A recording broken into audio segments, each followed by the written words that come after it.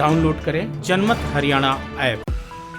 इनेलो supremo Om Prakash Chautala jail से रिहा होने के बाद लगातार प्रदेश का दौरा कर रहे हैं और कार्यकर्ताओं से रूबरू हो रहे हैं। इनेलो को फिर से जिंदा करने के लिए दिन रात एक किए हुए किसान आंदोलन ने चौटाला को मौका भी दिया है। खुद को किसान का सबसे हितैषी बताने में कोई कोर कसर भी बाकी नहीं रख रहे हैं। इनेलो छोड़कर गए नेताओं को वापस पार्टी में लाने की भी कोशिशें हो रही हैं। ऐसा नहीं है कि सिर्फ ओम प्रकाश चौटाला ही घूम रहे हैं, अभय चौटाला भी पार्टी छोड़कर गए नेताओं से मुलाकात कर रहे हैं। हाल ही में रक्षाबंधन वाले दिन अभय चौटाला ने अपने बेटों के साथ कई सालों तक लोकदल के जिला अध्यक्ष और युवा विंग के प्रधान रहे उमेद लोहान से मुलाकात की थी, जिसके राजनीतिक गलियारों में कई तरह के मायने भी निकाले गए थे। उमेद सिंह लोहान फिलहाल कांग्रेस में हैं और कई विधानसभा हलकों में पहले भटक चुके हैं, लेकिन अब नारनौल से कोई सॉलिड टिकट चाहते हैं और चुनाव लड़ना चाहते हैं। 2014 में उन्हें इनेलो से हांसी से टिकट मिली और 2005 में बरवाला से, लेकिन अपने गृह क्षेत्र में नारनौल से चुनाव लड़ने का उनका सपना कभी पूरा नहीं हो पाया।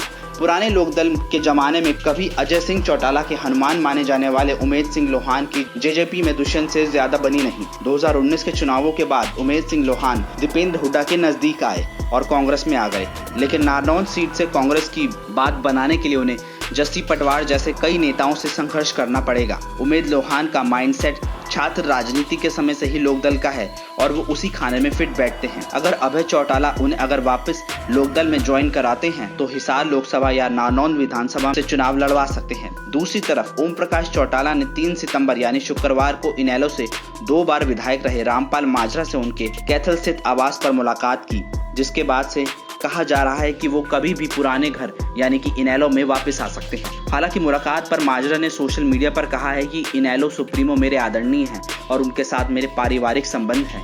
ये वक्त किसी राजनीतिक दल से जुड़ने का नहीं है। रामपाल माजरा की गिनती भी इनेलो के कद्दावर नेताओं में होती रही है। इनेलो में रहते हुए माजरा अभय के खास होते थे।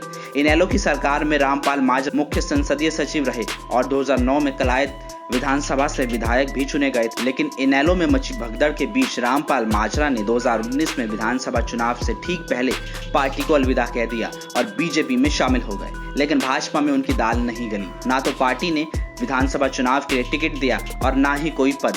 कृषि कानूनों को लेकर रामपाल माजरा ने बीजेपी को छोड़ दिया है। फिलहाल वो किसी भी पार्टी में नहीं है। केंद्र की मोदी और प्रदेश की मनोहर लाल सरकार के खिलाफ मुखर हैं। अगर रामपाल माजरा इनेलो में आ जाते हैं तो वो अपने पुराने विधानसभा क्षेत्र कलायत से चुनाव लड़ सकते हैं। अब देखना दिलचस्प होगा कि चौटाला की पुराने नेताओं की घर वापसी की मुहिम कितना रंग लाती है और क्या उमेद लोहान और रामपाल माजरा की इनेलो में वापसी होती है या नहीं। ब्यूरो रिपोर्ट जनमत हरियाणा।